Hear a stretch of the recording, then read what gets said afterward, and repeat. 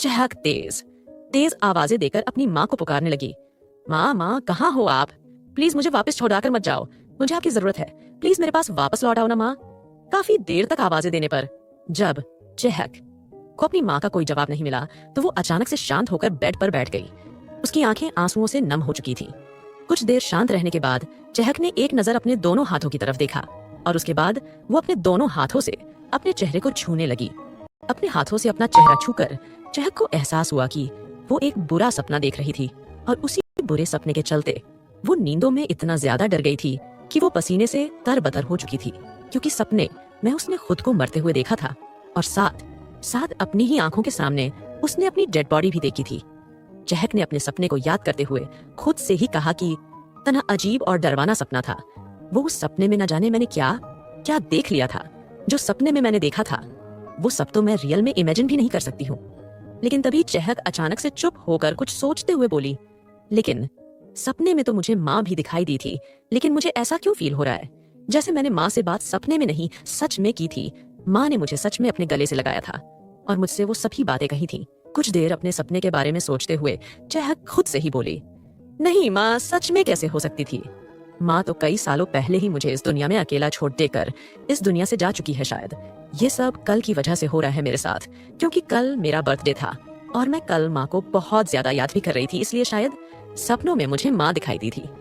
खुद से इतनी बातें करने के बाद चहक ने खुद से ही कहा, बस भी कर चहक, और कितना सोचेगी तू अपने उस सपने के बारे में। कल अगर तूने उस सपने में कुछ बुरी चीजें देखी थी तो तूने कल सपने अच्छी चीज भी तो देखी थी ना।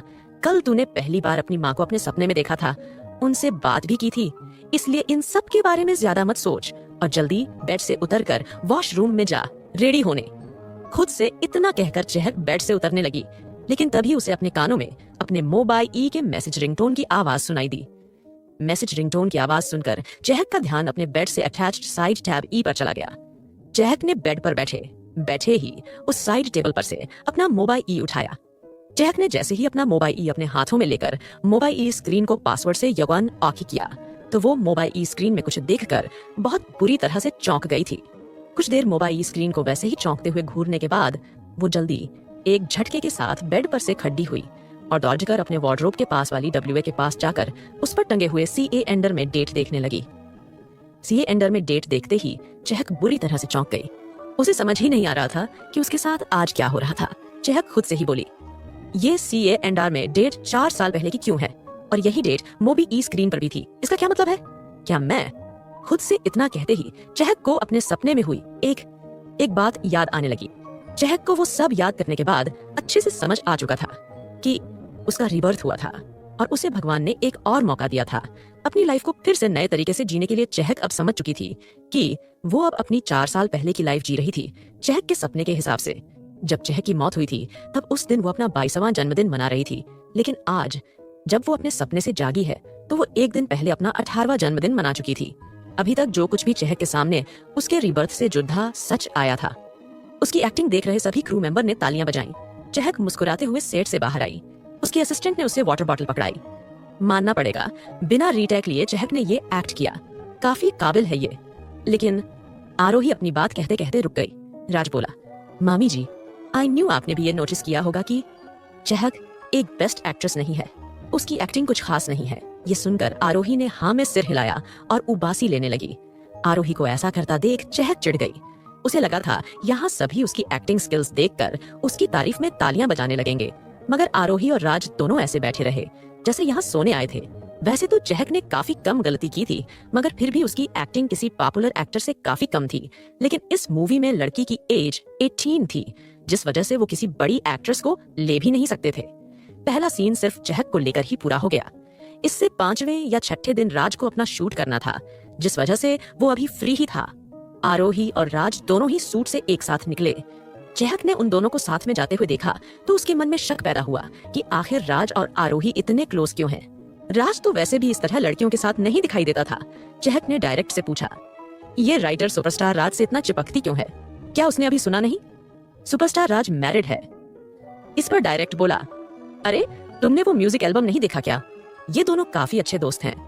ये सुनकर चहक ने मन में कहा, एंटरटेनमेंट इंडस्ट्री में कोई आदमी और औरत साथ में एक साथ बैठते हैं, एक साथ कहीं जाते हैं, उनके बीच सिर्फ दोस्ती होना, इट्स नॉट पॉसिबल, कुछ तो है इन दोनों के बीच। वहीं आरोही राज से बोली, राज अब तुम कहाँ जाने वाले हो?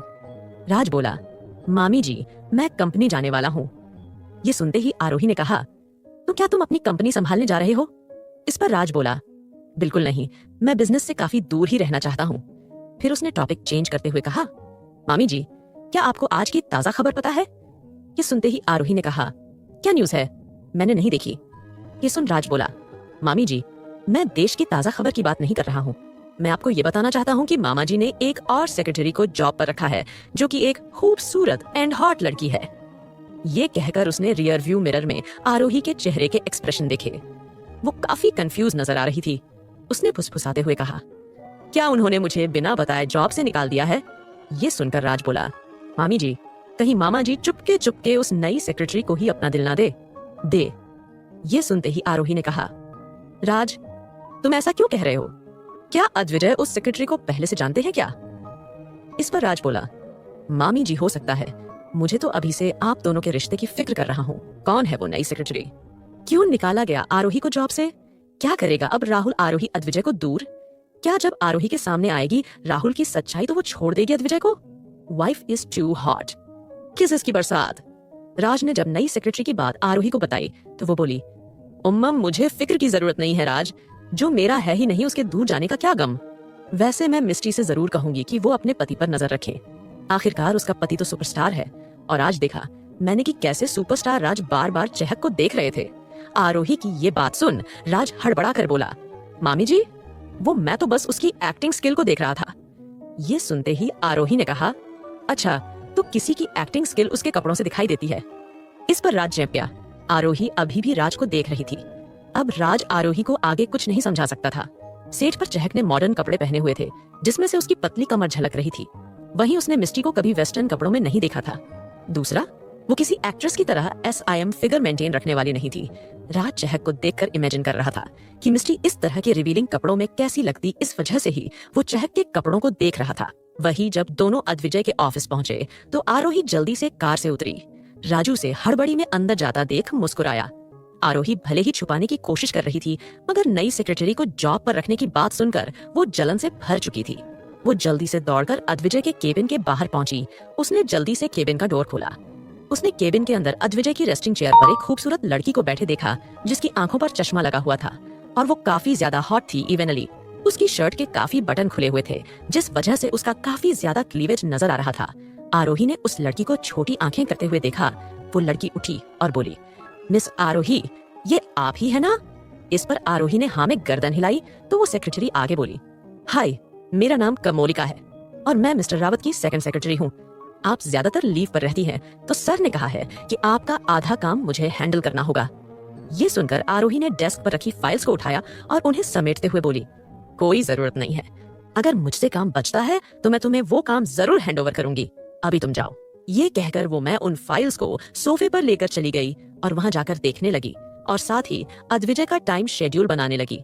उसने फाइल्स को खोलकर देखा तो उसे पता चला कि कमोलिका ने अभी तक एक भी फाइल को नहीं खोला था।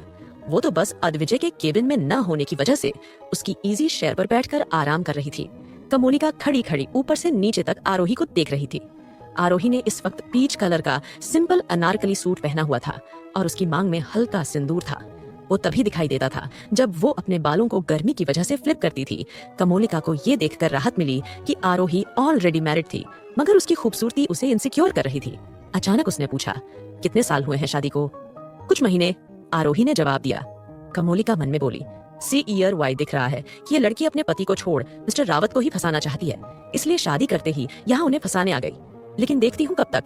इसी बीच आरोही ने अद्विजय का सारा टाइम शेड्यूल सेट किया। उसने काफी देर से खड़ी कमोलिका को देखा और कहा, तुम यहाँ क्यों खड़ी हो? क्या तुम बैठ नहीं सकती? इस पर कमोलिका बोली, मेरे पास तो अभी कोई काम नहीं है, सो मैं कैंटीन में लंच करने जा रही हूँ।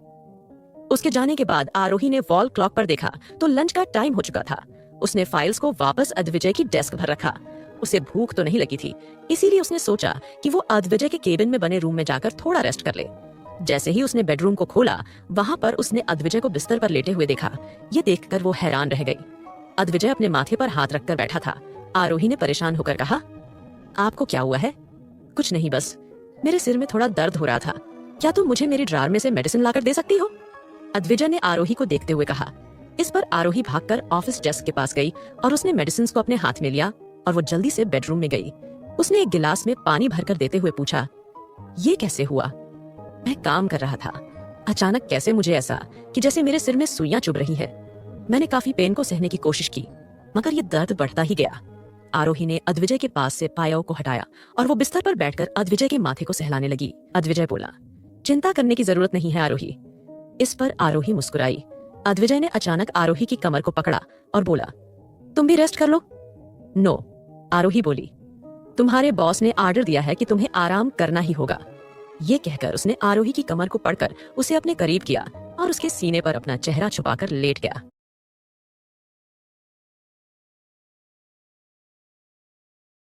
चिंता करने की जरूरत नहीं है आरोही। इस पर आरोही मुस्कुराई। अद्विजय ने अचानक आरोही की कमर को पकड़ा और बोला, तुम भी रेस्ट कर लो। नो, आरोही बोली, तुम्हारे बॉस ने आर्डर दिया है कि तुम्हें आराम करना ही होगा। ये कहकर उसने आरोही की कमर को पकड़कर उसे अपने करीब किया और उसके सीने पर अपना चेहरा छुपाकर लेट गया। आरोही ने अपनी आंखें सुखोड़ी और बोली, अच्छा, तो आप इसलिए मुझे रेस्ट करने के लिए कह रहे थे ताकि आप मेरे ऊपर अपना वजन रख सको। हाँ, तुम ऐसा समझ सकती हो, बिकॉज कोई भी PIO तुमसे और तुम्हारे इस एरिया से सॉफ्ट नहीं हो सकता। वो शरारती ढंग से बोला। इस पर आरोही ने जल्दी से अद्विजय को खुद से दूर किया और बोली, आप कितने बेशर्म हैं, आपको शर्म नहीं आती? और वैसे भी आपको कैसे पता चला कि ये ज्यादा सॉफ्ट है? क्या आपने बाकी लड़कियों के चेस्ट एरिया को छू कर देखा है? एक मिनट, और वो कमोलिका, वो सीरियल की विलेन की तरह दिखने वाली लड़की यहाँ क्या कर रही है? आपने उसे यहाँ क्यों रखा है? हाँ बताइए, कहकर उसने अद्विजय के चेहरे को देखा जो कि मुस्कुरा रहा था। फिर वो गुस्से से बोली, मैं समझ गई, उसका फिगर मुझसे बड़ा ज्यादा है ना, तो अब आपको काफी ज्यादा अच्छे पायो मिल गया होगा ना। अब तो मैं एक काम करती हूँ, मैं खुद न्यूज़पेपर में इस्तेहार देती हूँ कि जिसके पास सबसे सॉफ्ट चेस्ट एरिया होगा वो मिस्टर रावत की सेक्रेटरी की जॉब के लिए अप्लाई कर सकती है। अद्विजय बोला, तुम्हें नहीं लगता कि तुम कुछ ज्यादा ही जल रही हो? ये सुनते ही आरोही ने कहा, ज्यादा जल रही हूँ तो मुझे कम जलना चाहिए। अचानक वो अपने शब्दों के बदलते हुए एटीट्यूड के साथ बोली, ओह बी ईज, मैं क्यों जलूंगी और किससे जलूंगी? इस पर अद्विजय बोला, एग्जैक्टली तुम्हें किसी से जलने की जरूरत नहीं है, बिकॉज तुमसे ज्यादा हॉट तो वो नहीं, सेक्रेटरी भी नहीं है। इस पर आरोही झुकी और उसने अद्विजय की गर्दन को काटते हुए कहा, अच्छा, तो मेरा शक सही साबित हुआ। आपने न सिर्फ उस लड़की को देखा है, ऊपर से आप ये भी जानते हैं कि उसका साइज क्या है और मेरा छोटा। फिर वो चिल्लाते हुए आगे बोली, निकलिए यहाँ से, अपनी बीवी की इज्जत न करने वाले पति को मैं अब डाइवोर्स देना चाहती हूँ। अद्विजय ने उसका हाथ खींचा और अपने ऊपर उसे लाते हुए कहा, बेबी डिवोर्स तो तुम मेरे होते हुए देने के बारे में सोच भी नहीं सकती? क्या तुम भूल गई हो तुम्हारे प्यार? पहले पति और पहले प्यार ने तुम्हें मुझे उस 100 करोड़ में बेचा है, तो तुम्हारे पास कोई हक ही नहीं है कि तुम तलाक की बात करो। अद्विजय ने गुस्से में कहा, लेकिन उसे नहीं पता था कि उसकी ये बात आरोही को कितना हर्ट कर जाएगी। उसकी बात सुनते ही आरोही के चेहरे का रंग पीला पड़ गया और वो अपनी गर्दन झुकाकर वहां चुपचाप बैठ गई। जब अद्विजय ने उसकी यह हालत देखी तो अचानक उसने आरोही को अपने सीने से लगाया और बोला, आई एम सॉरी। आरोही ने इस पर कोई रिएक्शन नहीं दिया। अद्विजय फिर से प्यार से बोला, आई एम सॉरी ना बाबा, प्लीज फॉरगिव मी। ये सुनते ही आरोही ने कहा, मैं कौन होती हूँ आपको माफ करने वाली? आपने तो मुझे खरीदा है ना पूरे 100 करोड़ में। वैसे आपको नहीं लगता कि आपने काफी नुकसान किया है? ना ही मैं आपको खुश कर सकती हूँ, ना ही मैंने आपके परिवार को वारिस दिया है। स्टॉप इट आरोही, वो बोला। मिस्टर रावत, आपने काफी घाटे की डीडीए की है, वो फिर से लड़खड़ाई आवाज में बोली। अद्विजय ने उसके होठों पर उंगली रखी और बोला, आई सेड स्टॉप इट, तुम अब से एक लफ्ज भी नहीं कहोगी। ये कहकर उसने आरोही के होठों को चूम लिया और बोला, तुम मेरी वाइफ हो और I am really really sorry कि मैंने तुम्हें ऐसे शब्द कहकर हर्ट किया। मेरा इस तरह का कोई इंटेंशन नहीं था। वो कुछ देर शांत रहा और फिर बोला, मैंने उस डिमोलिका को इसीलिए अपॉइंट किया है ताकि तुम्हारे कंधे का बोझ कुछ कम हो सके। इस पर आरोही काफी देर तक खामोश रही। अद्विजय गिल्टली उसे देख रहा था। अचानक आरोही ने अपना पेट पकड़ और वो जोर जोर से हंसने लगी। अद्विजय बोला, अचानक तुम्हें क्या हुआ? ये सुनते ही आरोही ने कहा, आपने क्या कहा डिमोलिका? धानी के पापा, व्हाट इज दिस? आपको उसका, मुझे उसका नाम भी नहीं पता। झूठ, कितना बड़ा झूठ। इस पर आरोही हंसते हुए आगे बोली, आप झूठ मत बोलिए, आपको उसका नाम तो क्या, उसका साइज तक भी पता है? अद्विजय बोला, मुझे पता। इतना कहकर वो चुप हो गया। वो अपनी आगे की बात कह ही नहीं सकता था, क्योंकि जब कमोलिका उसके ऑफिस डेस्क के पास आई थी तो वो फाइल्स को देते हुए काफी ज्यादा अपने क्लीवेज को दिखाने की कोशिश कर रही थी, जिस वजह से एक बार तो अद्विजय की नजर उसकी तरफ गई थी, मगर फिर उसने डिस्गस्टिंग फील करते हुए उसे काफी दूर रहने के लिए कहा और वो फिर अपने सिर में दर्द होने की वजह से यहाँ रेस्ट करने आ गया था।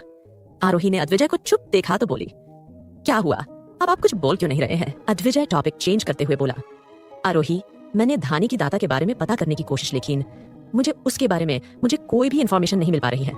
आई डोंट नो वो कहां से आई है। इस पर आरोही परेशान हो गई।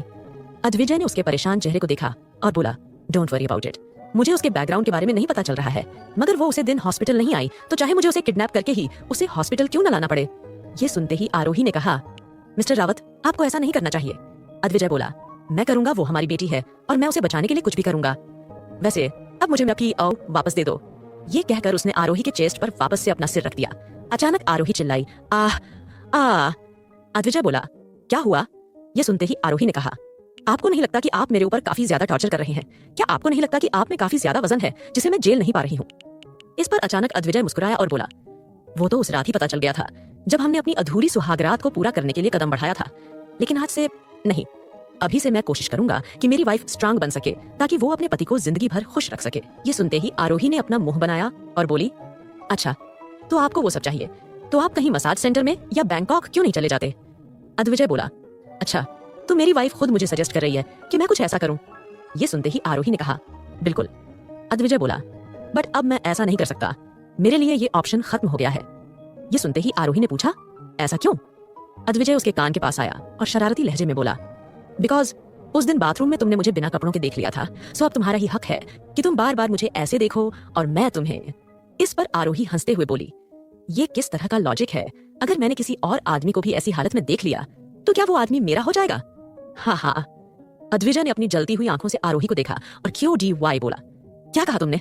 उसकी आवाज में कोल्डनेस को फील करते हुए आरोही अपनी बात को कहते हुए बीच में लड़खड़ा गई और बोली, सॉरी। तुमने और किस किस को इस तरह देखा है बताओ? अद्विजय ने COD वॉइस में कहा, मैंने कभी इस तरह के नजारों को नहीं देखा है और प्रॉमिस मैं कभी कुछ देखूंगी भी नहीं। आरोही ने डरते हुए कहा। अद्विजय ने उसके माथे पर टैप किया और कहा, वेरी गुड, एक पत्नी को हमेशा अपने ही पति को इस तरह देखने का हक है। अचानक वो आरोही के कान के हिस्से को काटते हुए बोला, वैसे तुम बताना नहीं चाहेगी कि दिखने में मैं कैसा हूँ? I mean, क्या तुम मेरी बॉडी से सेटिस्फाइड हो? अचानक इस पर आरोही हांफते लगी। उसने लड़खड़ाती जुबान से कहा, आपको नहीं लगता कि हमें काम की बात करनी चाहिए, ना कि इस तरह की अश्लील बातें करनी चाहिए? अद्विजय स्माइल करते हुए बोला, मेरी बात सुनते ही तुमने मुझे इमेजिन तो कर लिया है। आई लाइक टू सी कि तुम उस नजारे को याद करके ही कैसे रिस्टलेस हो जाती हो। कहकर उसने आरोही के हाथों की उंगलियों को अपने हाथों में लिया और उनसे खेलते हुए कहा, इतनी गहरी गहरी सांस मत लो, कहीं मैं बेकाबू ना हो जाऊं। ये सुनते ही आरोही ने कहा, हटिए ना प्लीज, मां मुझे रेस्ट करना है। अद्विजय बोला, आज तो बिल्कुल नहीं। ये कहकर उसने आरोही के हाथों को अपने हाथों से जकड़ लिया और अपने होंठ आरोही के होंठों पर रखकर उसे चूमने लगा। जब उसने आरोही के होंठों को चूमा तो आरोही ने अपने मुंह को खोल लिया। इस वजह से अद्विजय की टंग आरोही के मुंह के अंदर स्लाइड हो गई। क्या रोमांस की नदी में डुबकी लगाते लगाते पहुंचेंगे प्यार के किनारे पर? ये दुश्मन से दोस्त बने आरोही अद्विजय। कौन है वो अजनबी डोनर? अद्विजय पहले आरोही के नरम होंठों के टेस्ट को चखना चाहता था, उसके दोनों होंठों को जी भरकर टॉर्चर करना चाहता था, लेकिन आरोही तो जैसे बचने के हर रास्ते को जानती थी। लेकिन अद्विजय भी हर पैंतरे अपनाना जानता था, इसलिए उसने अपने हाथ का इस्तेमाल किया और आरोही के गालों को पकड़ लिया। जब उसने आरोही के होंठों को कुतरना शुरू कर दिया तो अचानक आरोही गहरी गहरी सांस लेते हुए बोली, आप ये क्या कर रहे हैं? अगर आपने मेरे होंठों को ऐसे ही चूमना जारी रखा तो मेरे होंठ किसी जंगली पिग की तरह हो जाएंगे, बिल्कुल मोटे मोटे। इस पर अद्विजय बोला, हो जाने दो, मैं अपनी पिग जैसी वाइफ को इजी नहीं छोड़ूंगा। इस पर आरोही ने कहा, अच्छा तो एक CEO होकर आप इस तरह की हरकतें करेंगे तो लोग लफंगों में गिनेंगे। अद्विजय शॉक होकर बोला, व्हाट? अभी तुमने क्या कहा? आरोही मुस्कुराते हुए बोली, हाँ बिल्कुल, आप लफंगे वाली हरकतें करते हैं। अद्विजय चिढ़ते हुए बोला, don't call me by this name otherwise. इस पर आरोही मुस्कुराई और बोली, क्यों, क्या हुआ? सच्चाई जानकर बुरा लगा? अद्विजय बोला, मुझे टीज करना बंद करो वरना इसकी सजा बहुत खतरनाक होगी। इस पर आरोही मुस्कुराते हुए बोली, अच्छा तो आप इसकी क्या सजा देंगे? आप जानते हैं मैं आपकी ही वाइफ हूँ, आपसे डबल खतरनाक। अद्विजय बोला, अच्छा तुम खतरनाक हो? बेबी तुम मेरी कमजोरी वाइफ ही जो अपने पति के प्यार को झेल भी नहीं सकती, और वो मुझे खतरनाक है? मैंने इसे बड़ा झूठ कभी सुना है। ये सुनकर आरोही ने कहा, अभी मैं आपको दिखाती हूँ कि आखिर मैं कितनी खतरनाक हूँ। ये कहकर उसने अद्विजय की मस्कुलर चेस्ट पर अपने हाथ रखे। अद्विजय की शर्ट के बटन को खोलते हुए वो अद्विजय की आंखों में मुस्कुराते हुए देख रही थी। जब उसने अद्विजय की शर्ट के 4 बटन खोल दिए तो उसने शर्ट को पकड़कर उसे खींच लिया। फिर उसने अद्विजय की चेस्ट पर अपने होंठ रखे और उसे वहां पर चूमा। अद्विजय ने अपनी आंखें बंद की, आरोही ने अपने होठों को अद्विजय की चेस्ट पर रखा। अद्विजय ने अपनी आंखें बंद की तो आरोही अपने होठों को अद्विजय की चेस्ट की EFT की तरफ ले जाने लगी। उसने अपने दांतों में चेस्ट को भरकर खींच लिया। अद्विजय बोला, ये तुम क्या कर रही हो? ये सुनते ही आरोही ने कहा, मैं एक आदमी को एहसास करा रही हूँ कि जब वो अपनी गर्लफ्रेंड या वाइफ के साथ ये हरकतें करता है तो कैसा महसूस होता है।